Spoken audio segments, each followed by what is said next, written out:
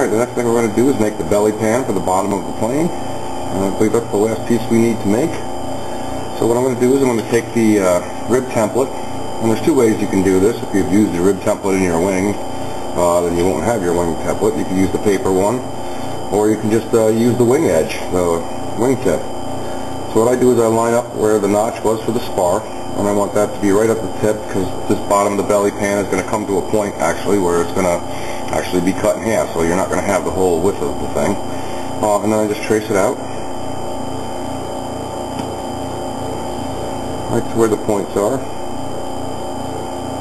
And it doesn't matter how far on the front end you're going to go, because it's only going to come to about here anyway. I just want to make sure I got to the point there.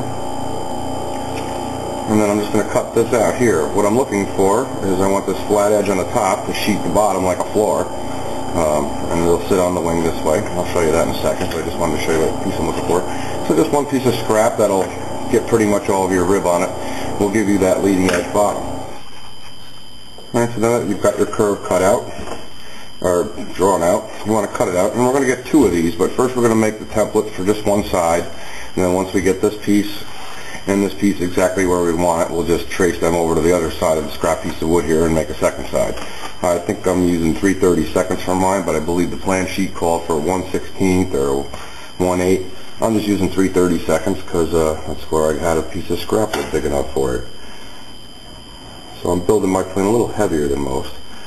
But yep, just take your time and follow the trace out. We're probably going to have to sand the bottom of this a little bit here and there to get it exactly where we need it. So we're cutting out that one piece there, and we'll cut out this piece here.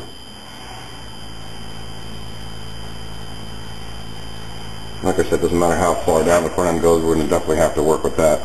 We're only going to be looking at probably 1/8 of an inch of a piece here, but we just wanted the bottom of the curve, that's all. So now save that piece for your second side, and we're going to put the plane up on the table upside down. And I pasted a couple pieces of foam down. As you can see, just spaced apart a little bit, just enough to be able to sit the plane down with the engine not hitting the table. I don't like these early morning builds I do because I can't talk. I can build. I can't talk for nothing. Alright, so the piece that we cut out is going to basically go right here in the belly pan.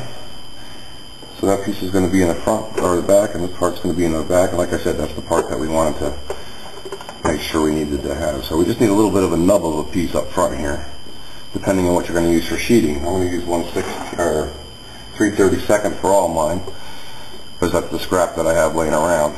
But if you want to use 1/16, that's fine. Just if you want to leave a 1/16 down from the top edge here. So I'm going to cut this little piece right about there. My X-Acto blade's buried somewhere, probably under the wing. I'm just going to cut that piece right there, and that's where this is going to end up as my front piece. Okay, now just take a piece of scrap that you're going to be using to sheet with and put that right up against the back part. And you want it flush with the side that you're working on.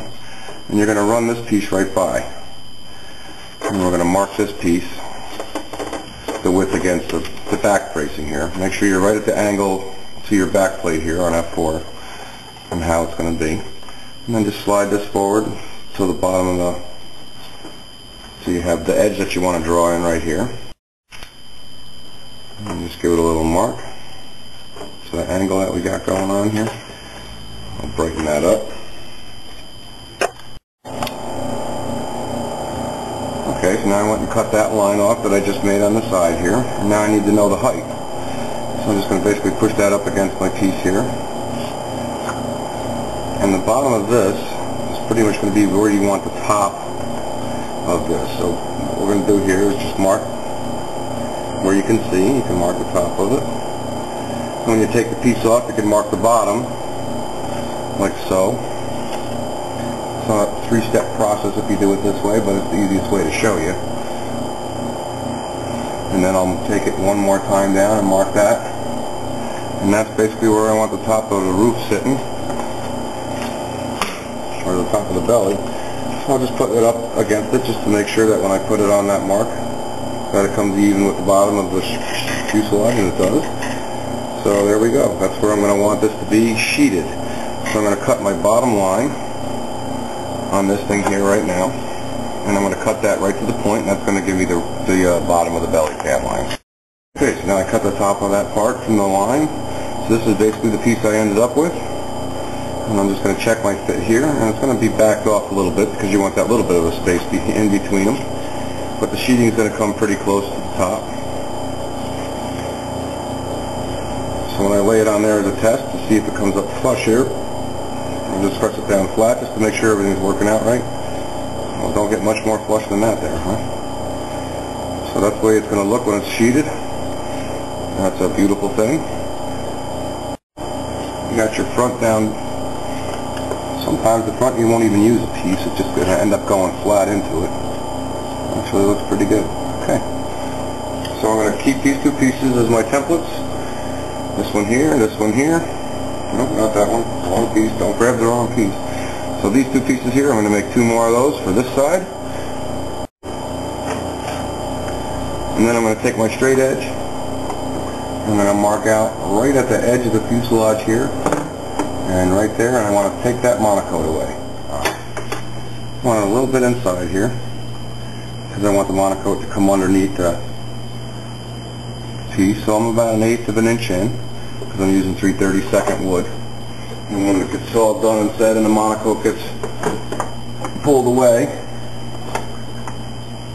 I'll have a little bit of leftover that'll just stick almost there, but I'm still going to have to seal the corners anyway when I monocoat the belly. But that's about where I want it to be, with no monocoat. Oops, she moved again. But anyway, you're just going to take your iron, and just push the corner of it right in, and basically just come right up and score the piece.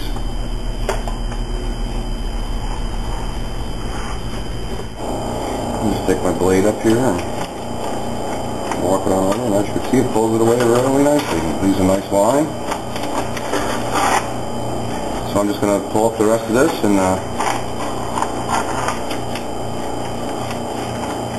finish her off. Okay, I made my two back pieces, so I'm going to go ahead and glue them right onto the belly here. I got my right side and my left side. So basically I'm going to push this right up to the back plate. And I'm not going to glue the back plate just yet. And put this right on my magic line here on both ends, because this is where I'm going to want it to sit as its final resting spot. I'll pull the back plate away just to make sure that it's even with the sides of the fuselage. It is. And that's a little snug for me. I don't want the back plate to be that snug. There's a little room to get the wing in and out. Alright. So once I'm happy with where it is, I'm just going to dot the inside here a little bit. Just to get it tacked on there basically. That way I won't have to hold it for 3 years to get it going. Do the same thing with the front here, or the other side. And I know I'm a little off, but I'm going to drop my beads in here anyway. So things are looking good. I'm just going to let that dry up pretty good. Then I'll come back and hit the whole thing with some Zap. I'll loosen the wing a little so I can pull it up and make sure that none of the glue gets down inside there. And we're on our way. Just got to do the front two pieces the same way we did the back two pieces, so I'm going to take care of that too. Alright, now that I got my rails glued on here, I'm not going to use any rails on the front. I'm just going to use my sheeting, because with the 3/32 it actually comes up flush to the top of this, so I don't want to make it any higher than that. So I'm not going to use the front two pieces to fill in the corners. It's just going to be flush, and it'll work its way right to the flat edges of here and come on up, so it's all going to be fine. So if you're using the 1/16, you might want to put the front filler pieces in there just so you have a, kind of uniform, or you can just stick it flat on there.